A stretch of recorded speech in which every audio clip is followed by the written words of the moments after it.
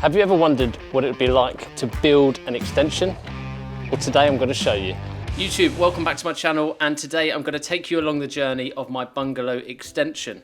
Now, to give you some context, in 2021 my fiance and I purchased a 2-bedroom semi-detached bungalow with the goal of extending, refurbishing and transforming this bungalow into an amazing open plan 3-bedroom house.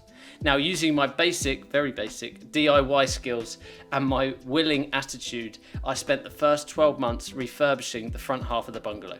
Now, that includes like the front 2 bedrooms, the hallway and the bathroom. Now, after getting together the money in 2022, we decided this was the year to go for the extension, which was a 4-meter single-story extension that we're adding onto the back of the house, making an open plan kitchen, dining, sitting room. You know, like the ones that you see on Grand Designs, but just a lot smaller. So the extension started on Monday the 16th of May, and the first task was for the builders to remove the existing single skin conservatory and porch. Now, to be honest, the first few days progressed so quickly that I barely got any footage, but I did get some photos. I just couldn't believe the speed of the progress. Quite rapidly from there, it went from the conservatory going down to nothing. In fact, even more than nothing, because we then had a large hole in the garden. Now, the hole was dug in the garden because it was making a soakaway, and effectively a soakaway is dug in order to improve the drainage in the garden and manage the surface water. Now, as you can imagine, from the removal of the old extension and digging out the soakaway, there is a huge amount of waste and rubble sitting on the front driveway, which I'm sure the neighbours loved. So we quickly arranged for grab lorries to come and collect as much of that as possible. From there, things continued to move at a really fast pace, with concrete footings being poured the next day and then being signed off by building control on the same day, and then block work and brickwork starting shortly afterwards. Today's actually been really sunny. As you can see, I'm squinting. But yeah, had a really good day of it. They finished the block work and the bricks up in line to the old roof. So as you can see, you've got the external brickwork, insulation, wall ties, block work. This is going to be where the kitchen is. That old door, as you know, is going to get blocked up. New door coming in there. This door getting opened up. And they've also made a start on the wall this side. What I wanted to share with you is actually the layout. If you can picture this, it's going to be one big unit that side, another tall unit that side, medium height units in the middle, or sort of like half height units in the middle with a hob. Obviously have all built-in appliances, and then we're going to have kind of like an island. So this is going to have our, well, we're just deciding at the moment, potentially built-in washing machine. We've got a sink going in the middle here, and then a slimline dishwasher, and you're going to be able to walk all the way around the island in the middle. And then of course on this side of the room is going to be where we have the dining table. It's going to overlook the garden. The following week was a struggle due to continuous changes in the weather, meaning that we started and we stopped frequently, and it did end up delaying us a bit. With that said, we had a fantastic pair of brickies who were able to push forward when the rain stopped, and they got the job done in a timely fashion. As you can see in the videos, we had yellow brickwork on the outside to match the exterior of our bungalow. Now, these were hard to find and they cost twice as much. And then the block work we had done on the inside with insulation in between. Once the block work had been finished up to plate, it was time for the flat roof to start. Again, we had to act fast and work around the rain, as the weather in May continued to be hit and miss. And this is the outcome, and so is this, soaked through. Today is Monday the 6th of June. We've literally just had 4 days off due to the Queen's Jubilee bank holiday. So we obviously had 4 days of no work being done to the extension, but today has seen a lot of progress. Look up here. Not only that, but we've also had this door blocked up, as I told you. I wanted to talk to you a little bit about, see the red brickwork above? If you remember rightly, these are windows either side, floor to ceiling windows, and then got the double doors in the middle. Most people, if you can see next door, would have this normal brickwork over the top. We've actually gone to red brick vertical over the top. This is actually for 2 reasons. Number one, because we thought it looks nice and it's a bit of a feature, but number 2, these yellow bricks are actually incredibly hard to come by, And then when we finally did, or when the builders did come by some, loads of them arrived with chips all over. So then they've had to pick out the best ones so that visually the house looks right. And at this point, over the top, we were starting to run out. So it was kind of like one of those things that you do to be creative and try kind of overcome a situation, but actually it's turned into a super nice feature that actually we're really pleased with how it's come out.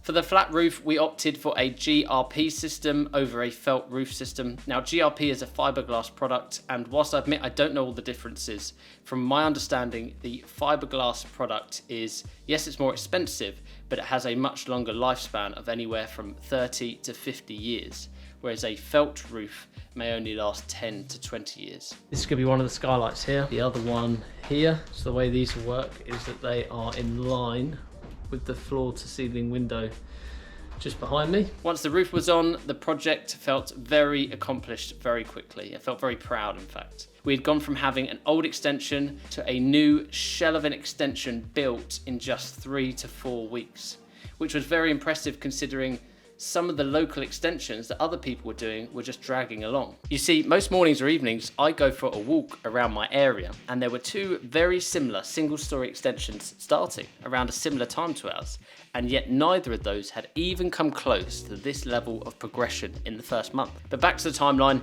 now the roof was on, it was time for the electricians and the plumbers to get started with the first fix. As you can see in here right now, which I'll turn the camera to, now got all the sockets being wired in. We had a total of 11 sockets added into the extension, the old sitting room and the new bedroom that we were creating. We also opted for underfloor heating, a sink and a slimline dishwasher to be situated within the kitchen island, meaning there was lots for the trays to be getting on with. Super productive day, I would say. If every day was like that, it'd feel incredible. On top of this, we took the opportunity to upgrade the boiler to a Valiant Combi and relocate it from the old kitchen, which was becoming bedroom 3, and then move the boiler into the loft. It goes without saying that by this point of the project, we were churning through money rapidly every week. But as many builders say, if they are requesting payments frequently, then it probably means progress is being made and the project is moving forward, which I think is a fair comment. And the minute a customer stops or slows down paying is the minute that works will slow down too. So keep that money flowing. Week 5 and we're back and we are fully boarded out. I'll show you around very quickly and then I'll show you what we're doing next. All fully boarded, even around the doors and the windows with all the electrical boxes cut out.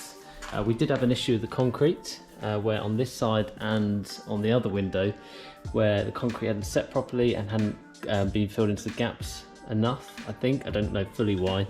When we trod here, it would crack, and obviously it's not a problem now, but then when we go to screed, put the flooring down, it means we could have the same reoccurring problem, so that was replaced. But yeah, it's all looking really good, and we're just moving, I say we, the builders obviously, just moving into this room. Now that the first fix was complete, the underfloor heating was in, and the floor had been screeded, it was time for the plasterers to roll in.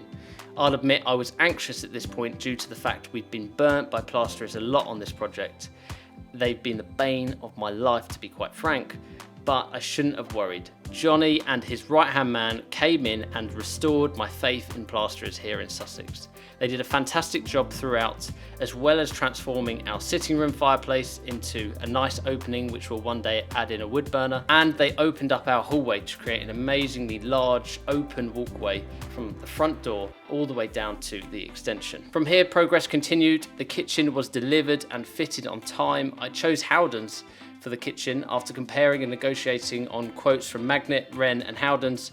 If you don't already, make sure you negotiate between companies, as I managed to save over £4,000 just on this project alone, just on the kitchen. At this point of the project, everything had been moving quickly, but there was one thing holding the project back: the doors and windows. They'd been ordered as soon as the brickwork was finished, with a quick turnaround due of approximately 4 weeks. However, unfortunately, there has to be some errors and delays, right? And with this, the dates just kept getting pushed back every week. There kept being a delay and the supplier could not produce the doors and windows. And every week that passed created more and more frustration. Not only that, but we were now living in a boarded up house. However, fear not, one sunny Tuesday, our skylights, doors and windows finally arrived, with the fitters arriving shortly after to get them all installed. At long last, honestly, I could kiss these. These are going over there, 2 windows, double doors, and they are being installed tomorrow lunchtime. That's like the biggest thing. We've been waiting on those for ages, as you know, for ages and ages. Finally here, super excited and relax. And that really was the turning point of this project. And although there were many stressors and issues, that one problem did probably cause most of the delays, most of the stress. So once the windows and doors were in, everything else just seemed to follow quickly after, including the carpentry, so the door frames, internal doors, the skirting, etc. And then the flooring. We used a separate company to fit our herringbone LVT Camaro flooring, which we've had before and we've loved, so we've got it again. And I won't go into the issues that we had with that company, because at the end of the day, the finished product looks great. Sitting here today recording this video, I can honestly say that having the extension added to this bungalow is one of the most amazing and proudest experiences that I've ever had. Seeing something come to life day by day is truly awesome, and I'm very lucky to be able to experience that literally day by day working from home, and I'm sure I will take this experience into future projects. I am proud that I've managed to remain hands-off, as I am very guilty of getting too involved in projects and inevitably slowing them down. So I'm pleased with the final result, especially with the kitchen. That's really, really blown me away. I'm sure there are tons of intricate decisions and details that I've missed out from this video, so be sure to ask any questions in the comments box below. Now, this project is based in West Sussex, and if you need builders in this area to help with groundworks, extensions, loft conversions, driveways, patios, etc., you name it, they can do it. I'll put a link in the description below so you can reach out to them. But as always, thank you for watching. I really appreciate you. Don't forget to subscribe, and I'll see you in the next video.